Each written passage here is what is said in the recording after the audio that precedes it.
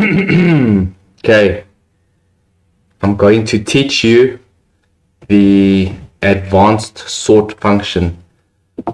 So it's the ability to sort on multiple columns at once.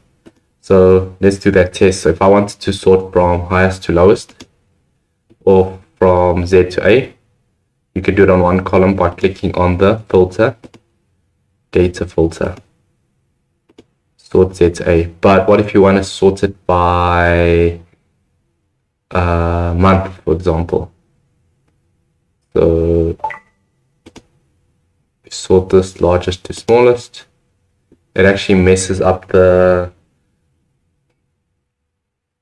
sorting. So what you do is, let's just take the filter off. Let's just go sort. So you're going to first sort by countries and territories. You're going to add another level that you want to sort by. Let's sort by month. Let's just go from smallest to largest, and then we also want to sort the day.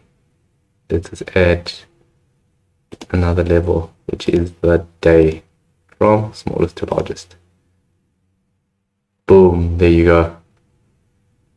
Done, easy. So that's advanced sorting in Excel.